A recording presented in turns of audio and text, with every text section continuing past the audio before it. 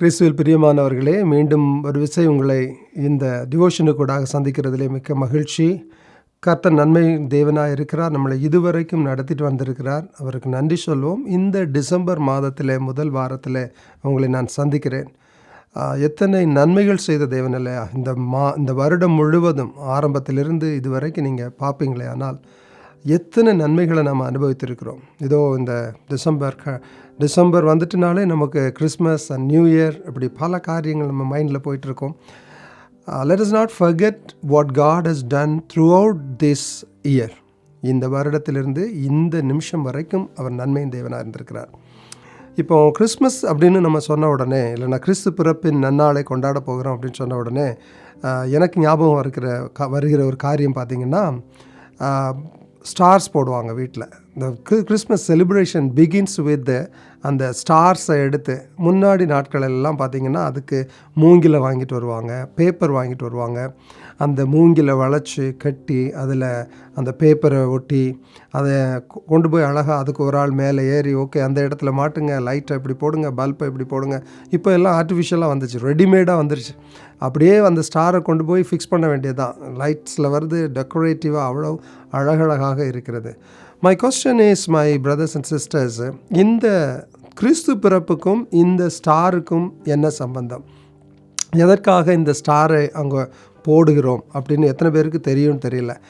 எனக்கு தெரிஞ்ச சில இடங்களில் போட்டியே நடக்கும். அவங்க வீட்டில் போட்டிருக்குதா, எங்கள் வீட்டில் அதை விட பெரிய ஸ்டாராக போடணும். நீங்கள் கூட அதுக்கு ஆயத்தமாகி கொண்டு இருக்கலாம். வேதத்தில் ஒரு வசனம் நீங்கள் வாசித்து பார்ப்பீங்களே ஆனால், மத்தேயு 2வது அதிகாரம் 10வது வசனத்தை நீங்கள் வாசித்து பார்ப்பீங்களே ஆனால், அவர்கள் அந்த நட்சத்திரத்தை கண்டபொழுது மிகுந்த ஆனந்த சந்தோஷம் அடைந்தார்கள் என்று ஒரு வசனம் மத்தேயு 2வது அதிகாரம் 10வது வசனத்திலே சொல்கிறது. அவர்கள் அந்த நட்சத்திரத்தை கண்டபொழுது, யார் அந்த நட்சத்திரத்தை பார்த்தாங்க? ஞானிகள்.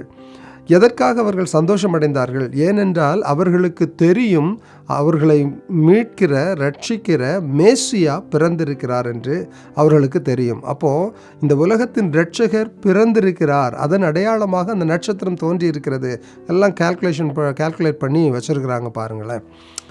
இப்போது நல்லா பார்த்தீங்கன்னாக்கா, இன்றைக்கி நாம் நிறைய பேர் இந்த ஸ்டார்ஸை தொங்க விடுகிறோம், இந்த ஸ்டார்ஸை போட்டுட்டு கிறிஸ்து பிறப்பை கொண்டாடுகிறோம்.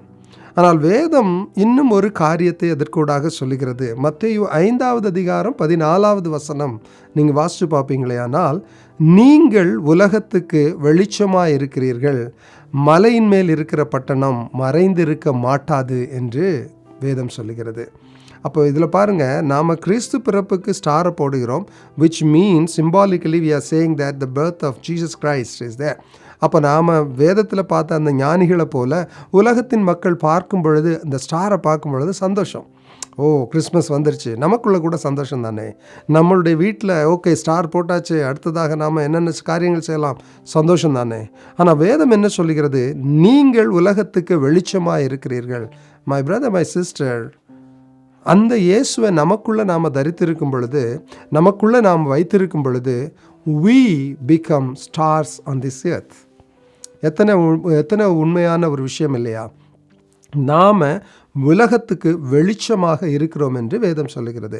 அப்படியானால் நாம் என்ன செய்ய வேண்டும்?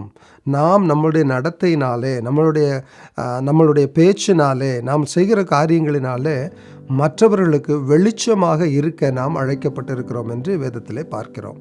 இன்னும் ஒரு வசனம், அதே 5வது அதிகாரம் 16வது வசனத்தை நீங்கள் வாசிப்பீர்களே ஆனால், இவ்விதமாய் மனுஷர் உங்கள் நற்கிரியைகளை கண்டு பரலோகத்தில் இருக்கிற உங்கள் பிதாவை மகிமைப்படுத்தும்படி உங்கள் வெளிச்சம் அவர்கள் முன்பாக பிரகாசிக்க கடவது என்று வேதத்திலே பார்க்கிறோம்.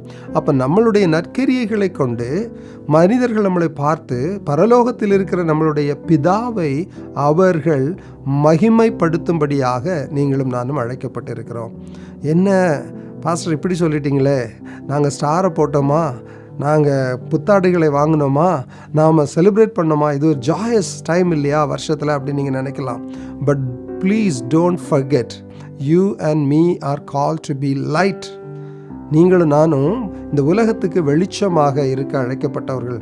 எப்படியாக அன்று கிறிஸ்துமஸில் அந்த ஸ்டாரை கண்ட பொழுது ஞானிகள் மகிழ்ந்தார்களோ, ஞானிகளும் இடையர்களும் அவர்கள் அந்த மாட்டடை கொட்டிலுக்கு வந்தார்களோ, அதுபோல இன்றைக்கு நம்மளுடைய நற்கிரியைகளை பார்க்கிற மனுஷர்கள், நம்மளுடைய நற்கிரியைகளை பார்க்கக்கூடிய உலகத்தார் நம்மளுடைய பிதாவாகிய தேவனை மகிமைப்படுத்த வேண்டும். அவர்கள் தேவனிடத்திலே ஓடி வர வேண்டும். அதற்காக நீங்களும் நானும் அழைக்கப்பட்டிருக்கிறோம். Probably you may not know Jesus. Probably you may celebrate Christmas as a festival so far. ஆனால் இன்றைய நாளிலிருந்து உங்களுக்கு ஒரு நல்ல செய்தியை சொல்கிறேன். அந்த இயேசு நம்ம எல்லார் கூடவும் இருக்கிறார். நமக்குள்ள வாசம் செய்கிற ஆவியானவர் சொல்லுகிறார், அந்த இயேசு உங்களுக்காக, எனக்காக, நம்ம எல்லாருக்காகவும் உலகத்தின் ரட்சிப்புக்காக வந்தார் என்று. ஸோ நம்மளுடைய நற்கிரியைகள் இன்றைக்கே ஆரம்பிக்கட்டுமே. நம்மளுடைய பிதா இன்றைக்கே மகிமைப்படுத்தப்படட்டுமே. கர்த்தருக்கு மகிமை உண்டாகட்டும். இந்த செய்தியை கேட்டுட்டு உங்கள் வீட்டில் ஸ்டாரை போடுறீங்களோ இல்லை மற்ற காரியங்களை ஆயத்தப்படுத்துகிறீங்களோ இல்லை, from this day on make one commitment, make one decision. நான் இன்றிலிருந்து தேவ நாமம் மகிமை அடையும்படியாக காரியங்கள் செய்வேன் என்று. கர்த்தர் உங்களோடு இருக்கிறார், என்னோடு கூட இருக்கிறார், நம்ம எல்லோரையும் வழி நடத்துகிறார். அவர் உங்களையும் என்னையும் ஆசீர்வதிக்கிற தேவனாக இருக்கிறார். Again, remember, நீங்கள் உலகத்துக்கு வெளிச்சமாக இருக்கிறீர்கள். Let your action glorify the Lord. God bless you.